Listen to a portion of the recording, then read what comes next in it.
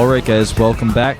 This is game 2 between MarineKing and Leenock, the losers in the first group, Group A of the King of Kongs, the Arena of Legends tournament, without second place finishers. Now over here on the right we have MarineKing, of course, from the team Prime. And on the left side, as I mentioned already, we have FXO Leenock. One of these guys will not be advancing from the group, but Leenock is already up one game. Last game, MarineKing went for a 2 barracks proxy, and his opponent immediately, since he had those gases, just made a baneling nest. And even so, if MarineKing had microed correctly, he went to target down the banelings, but if he had just gotten his Marines inside of the bunker, he would have held that a lot better. But instead, he lost all of his units, wasn't able to get the second bunker up, didn't have any real production back at home since his barracks were still in the middle of the map, and Leenock just counterattacked and killed him. And a more extreme version of what happened earlier with MarineKing and Lucero. Now, Leenock looks like he's going to be going for hatch first again. He's really practiced this build, and, you know, it looks like if you go hatch first and your opponent bunkers you and you don't see it, if you can get the baneling nest out, you're okay. But I feel if MarineKing had microed a little bit better in that situation, he might have lost the game, you know, either way. So it's hard to say if this build is really safe, if it's really a catch-all to builds like what we saw from MarineKing last game. MarineKing is going to be going for a 1 barracks expand this game though, not taking any gases, and Leenock can see that. Drone's actually now stuck inside of the base of MarineKing. Well, actually no, he hasn't made that second depot just yet, so he has his free will to leave, but he's just going to be annoying instead, trying to damage as many SCVs as possible.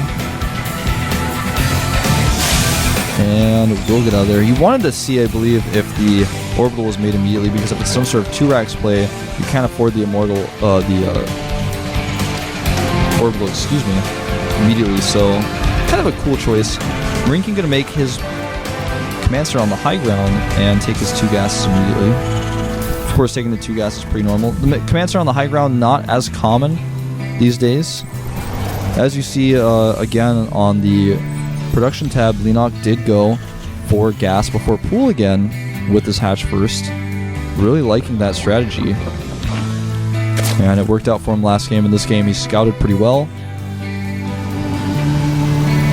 I like that he wanted to see the orbital. It's pretty cool, because you never know with MarineKing. MarineKing could be doing some crazy extra barracks proxied somewhere else. He saw the SCV count and knew that more SCVs weren't pulled. He also knew that would not have a second barracks because of that fast orbital. Now MarineKing's going to be flying this up with reactor Hellions to control the center of the map. We'll see what Leenock's got in store for this map. MarineKing chose it. He actually chose it against Lucero after he lost that game as well. Seems to really like TVZ on this map. Lucero just did a crazy flank on him though, just like he did to Top just a series ago. We'll see what Leenock's style really does here, how he plays into this. I feel like Leenock may actually be inclined to do some sort of 2-base aggression, but he has taken the majority of his workers off of gas. So it's hard to say what he's really got planned. Put him back on gas now, actually. I can tell by how much gas he's getting. I'm curious to see what he's got planned. He may actually go for a baneling bust off of 2 bases. This is a hard map for Zerg. It really is hard for Leenock's style. Leenock really likes to get mutas with Carapace. This isn't the best map for mutas. You can use them okay here. And he did scout that the command center was on the high ground, that he hadn't moved it down yet, so he's probably feeling pretty comfortable right now. And first 2 Hellions going to come out for MarineKing. He's going to control the watchtower with them. At the front of the base of Lucero, there is, of course, Queen. No spine, actually, though. Getting a Roach Warren, though, and a Baneling Nest. This is something that Leenock does quite often. Roach Baneling aggression can work, can end games, especially against the type of build that MarineKing is doing, which is very add-on heavy. You know, you have to make a lot of add-ons. So there's a timing where you don't have a lot of units. You just got your add-ons up. Like, for example, your stim is not quite done. You made a reactor on your second barracks, so you don't have a ton of Marines out. You're making a lot of the time, but they're not there at that moment. So this is a pretty scary all-in. It's pretty good on this map, too. So we'll see what MarineKing's going to do to hold this. He's not going to know it's coming either, so we'll see how safe he's going to play. either way here. Decent amount of Zerglings out. 10 Roaches now on the way for Leenock. Like I mentioned, he already has a decent amount of Zerglings out, so he doesn't really need to make that many more Zerglings just yet. He's going to rally Zerglings behind this. MarineKing is making Marauders out of his barracks with the Tech Labs. That's going to be quite helpful for him. It means he probably wants to put some pressure on his opponent soon, but that's the opposite is going to be the case. The Roaches are already moving across the map. Does he have the Watchtower? He does, but he's not going to have it for very long. These 2 Roaches are going to clear it up.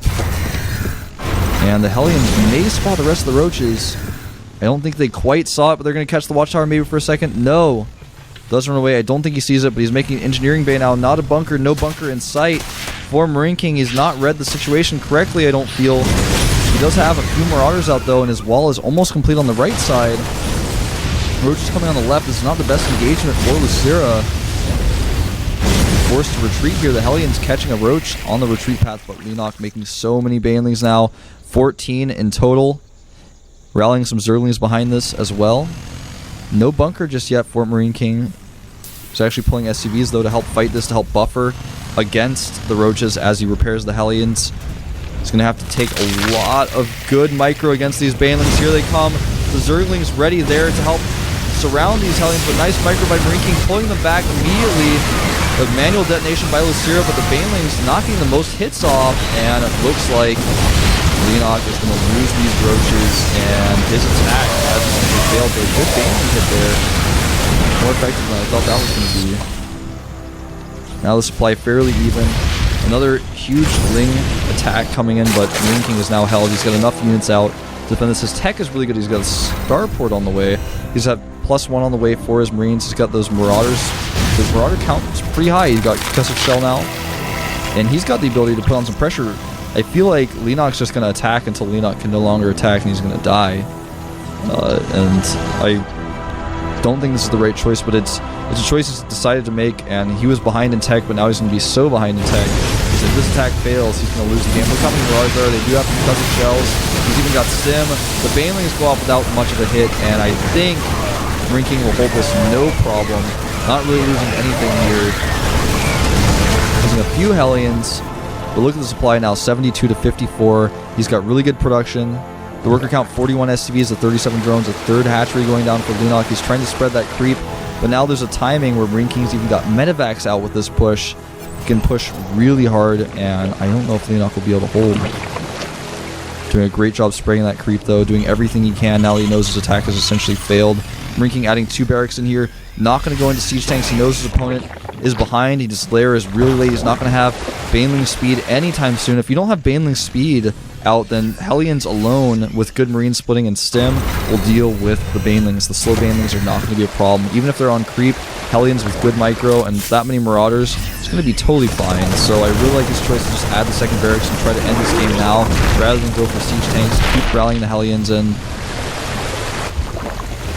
Do we see a scan on those tumors? Looks like no, but he does force a cancel. Now he's going to scan.